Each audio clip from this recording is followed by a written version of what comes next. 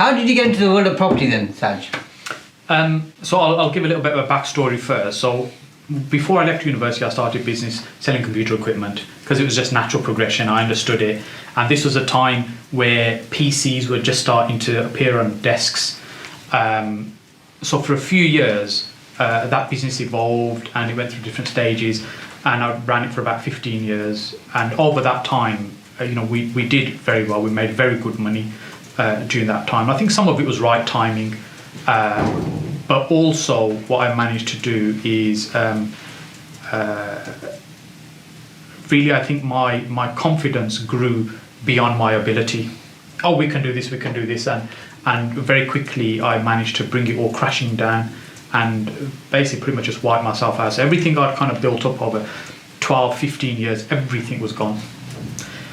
And what did you learn from that? I learned so much more on the way down than I did on the way up, that's for sure. It was very, very humbling, for sure.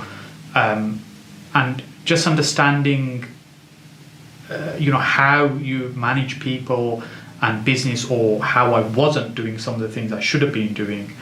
Because I thought, no, we were invincible, we could do this and we could do that.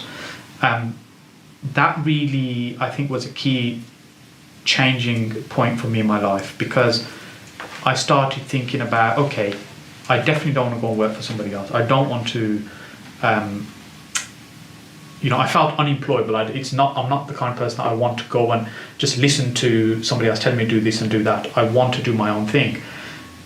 But when you're really struggling financially, and even to rub a couple of pennies together, it was really tough at that time. And I was thinking about property, and in an Asian household, people talk about property because it's a safe asset. Like, people talk about education, becoming a doctor. These are just like in your blood, in your DNA. Yeah. But I never really got involved in property. But I did buy one house, pretty much by accident, a few years earlier. And we'd sold that, or we'd already sold that by that point as well. But we'd made, I can't remember what it was now, something about 80 grand or something from that house, just because of the appreciation over time of owning that property. And my wife said to me, that's the one thing we did that probably made us more money, that we did the least amount of effort in. And it did really get me thinking, but my belief always was you need a lot of money to get into property. And I thought, we'll do it at some point in the future. And we're not worried about property right now. But actually, that's what got me thinking about, maybe I need to do something that's going to be beyond me and bigger than me and it's going to outlast me. Yeah. And I've always been a fan of the Sunday Times Rich List, and probably nearly got every edition they've had. And when you look at a list and you go through where people make money from and how they've earned it, so many of them either make money from property or they keep money in property. And that for me was really the thing that time, that period, that I thought, right, I'm going to do property. At that time, I had no idea how I was going to do it, how it's going to work. Knew very little about property, but just, this is what we're going to do. So how did you get started then? Absolutely painfully, and struggled very badly for about 2 years. I started going along to a few networking events. There weren't very many at that time. Started reading some books. Again, there wasn't as many books around. There's a few forums. This was pre-Facebook time. And really, I understood that it was possible to build a business in property and make money from property, and you didn't need property. What I struggled with was how.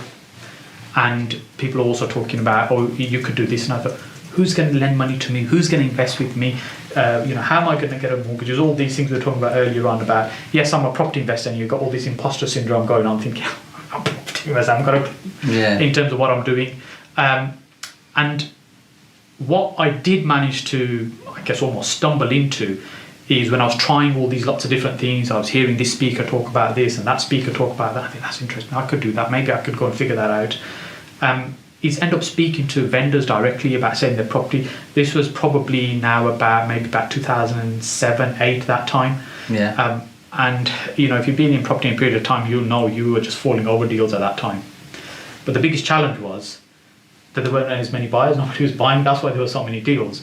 And what I ended up doing is finding good deals, good below market value property, and then really offering them to other people I've met. Because I was always very good at networking. I was good at meeting people, building relationships, keeping contact with people.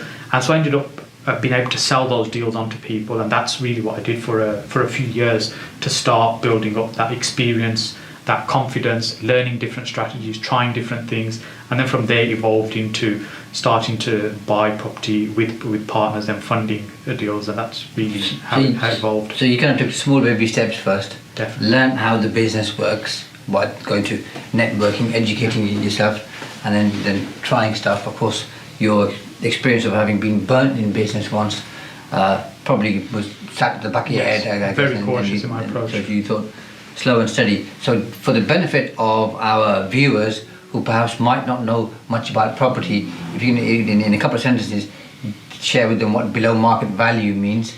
But to go on further from that, why did you start with below market value? I think one of the things I talk about a lot when someone's asking me about how do I get started in property, what's the right strategy, oh, I've seen this person make this much money, I should do this. I say, well, look, it's not just a strategy. You've got to think about, are you the right person to do that strategy in that location? All these things need to be right. As I say, all the stars all need to line up. You need to get your ducks in a row for that to work. So for example, like today, if I'm going to look for heavily discounted property in London, I'm probably going to struggle. I'm not saying it's impossible, but it's exceptionally difficult. Yeah. Whereas if you're trying to find distressed sellers in a distressed economy, it's much easier. Yeah, of course. And that's essentially what it was. So what it meant was that there was a credit crunch happening, there's a lot of people in negative equity, people were struggling to sell, people needed to sell, there were very few buyers. And what I was essentially doing was looking at what price point could they sell at. And let's say the property's worth £100,000. If they were able to sell at 70, 75,000, that meant there was an opportunity there for somebody to benefit from. It's like buying something in the sale. You know, you might buy a jacket for £100 in one shop, you go to another shop, the exact same jacket's on for £75. Well, this one's selling it cheaper is exactly the same thing, and that's essentially what it was. And that value in between, all I was doing was really selling that value to somebody else. Here's an opportunity here for 25,000. Maybe you can pay me a couple of grand for that opportunity, and then just overseeing it, make sure it kind of completes the transaction. And that's essentially what I was doing. So I was looking for assets that were below its true worth, so there was some value on top of it, and charging a fee to provide that to somebody else. And were you finding these through agents, through personal contact, through networking, or were you just trying to find motivated sellers by talking to them, finding out the situation? How are you kind of putting it all together? Yeah, so the motivated sellers is really, when we talk about motivated sellers, someone that's keen to sell. Now, when I say, when I talk about motivated sellers, if someone's got a property up for sale on Rightmove, they're motivated. Yeah. They're just not motivated enough for what we're looking for. Yeah. So there's degrees of motivation. So what we're really looking for is someone that's heavily motivated, someone that's really keen to sell. And the way I was finding those, because I was learning so many little things from lots of different people, and I was, literally if I could do a course for 27 quid or buy a book for a tenner, that's really what I was doing, because I couldn't afford the £500 course or £1,000 or £2,000 for this at that time. It was just whatever bits of knowledge I can get, whatever bits of stuff I can pull together and just apply that. So if someone says you need to put postcards in shop windows, that's what I was doing.